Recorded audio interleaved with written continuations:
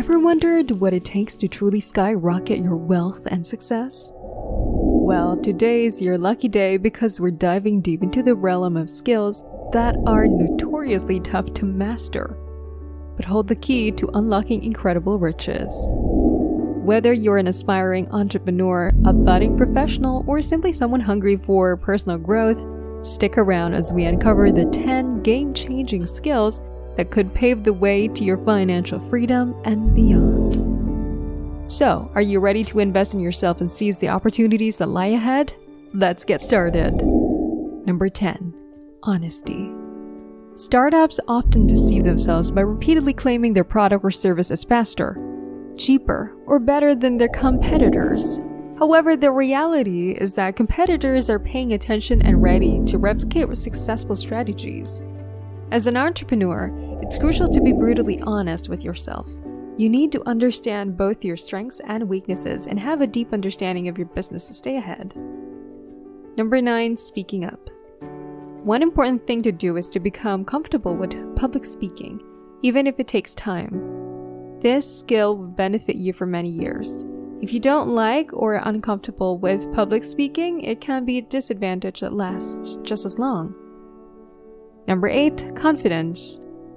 I'm not sure if you'll agree with me, but a big part of achieving great success isn't just about your natural talent. It's not about having the perfect product, being in the right field, or having a privileged background. It's not even about having a high IQ. Let's break down the idea of confidence. It might seem simple, but think about it in your own life.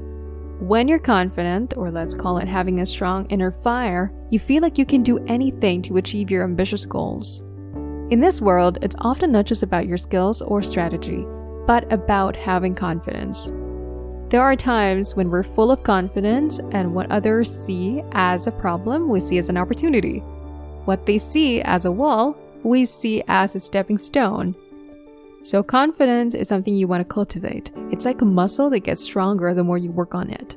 When you have a steady stream of confidence in your mindset and heart, you can do extraordinary things in your business and life. Number 7. Listening. Nelson Mandela is a unique example of leadership because everyone agrees he was a great leader. While opinions on other leaders vary by country, Mandela is universally respected. He learned leadership by watching his father lead tribal meetings. His father sat in a circle and always spoke last. Mandela believed in the importance of being the last to speak, rather than just learning to listen. This skill is crucial in boardrooms too. Many leaders make the mistake of stating their opinions first and then asking for others' thoughts. By holding back your opinion, you give others a chance to feel heard and contribute. You also get the benefit of hearing everyone else's ideas before sharing your own. The key is to keep your opinions to yourself. Ask questions to understand others' perspectives and only share your opinion at the end. Mandela practiced a skill, and it's harder than it sounds. Practice being the last to speak like Mandela did. Number 6. Managing time. In our generation, a big challenge we face is that we are becoming less thoughtful and more focused on being busy, partly due to entertainment, television, and media. We've started to prioritize keeping busy over being effective. Studies show that we're busier now than people have been in the last few centuries. We're so caught up in our business that we might not even realize it. We often think that being busy means we're being productive, but it's important to pause and reflect on whether our business is actually preventing us from being our best selves. Are we spending too much time on things that drain us and stop us from doing what we're truly passionate about? Some researchers found that 80% of what we do is just busy work, not really helping us achieve our goals. The average person only spends about 20% of their time doing what they're truly good at and passionate about. Imagine if we could flip those numbers around and spend 80% of our time on what we're truly passionate about and only 20% on the necessary but less fulfilling tasks. How would our lives change? Think about it. You can replace material things like clothes, cars, and houses, but you can't replace time. Time is precious and irreplaceable. We spend so much time managing money, fixing things, and taking care of our appearance, but we often forget to value our time. Being creative takes time, and you are meant to be creative. You were created in the image of a creator, so creativity is in your nature. But with all the distractions and busyness in our lives, it's hard to find the time to be truly creative. We're constantly bombarded with distractions of phone calls, messages, and notifications. These distractions take us away from what we're truly passionate about and prevent us from fully expressing our creativity. It's important to recognize the value of our time and prioritize what truly matters to us. Number 5, stop whining. I've been promoting something called No Whining Wednesdays. On Wednesdays, the rule is simple: no whining, complaining, or criticizing.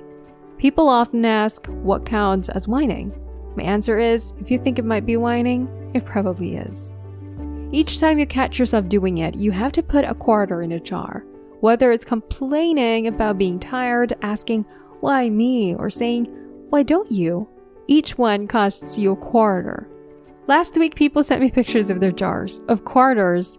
They said it was eye-opening to realize how much they whine, complain, and criticize.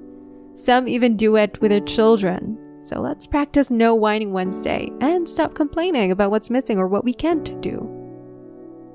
Number 4, staying in the present. Staying in the present is an important skill for becoming rich because it helps you focus on the opportunities and challenges in front of you right now, rather than dwelling on the past or worrying excessively about the future. When you're present, you can make better decisions and take advantage of opportunities as they arise. You're more likely to notice things that can benefit you financially, such as potential investments or ways to improve your business. Number 3, being consistent. Success isn't a place you reach and stay. It's more like a road trip. People often think someone is successful because of one big achievement, like a hit movie or a popular show.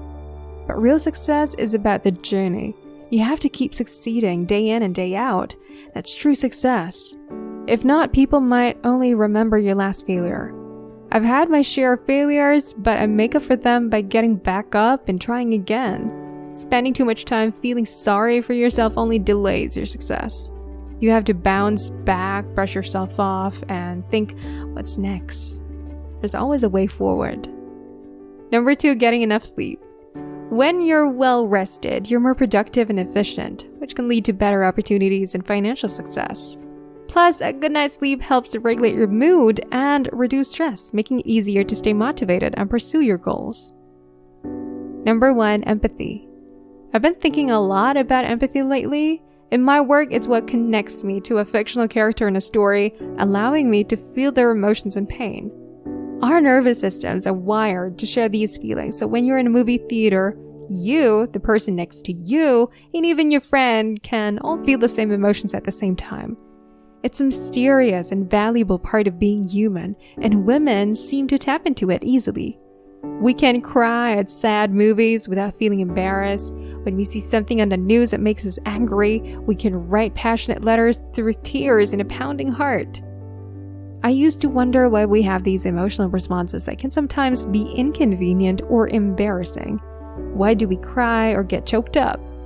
These are things that people like doctors, soldiers, stock traders, journalists, fashion models, politicians, news commentators, and venture capitalists often have to suppress to do their jobs effectively. I wondered what value these emotions served in our evolution in a world where strength and toughness are often seen as most important. But I've come to see empathy as something that makes us better as a species. It's what makes us civilized and connected. It's the engine that drives the best in us. Thank you for watching. I'd love to hear your thoughts on this video and how you might apply its message to your life or business. Let me know your favorite point from the video and any additional points you'd like to add.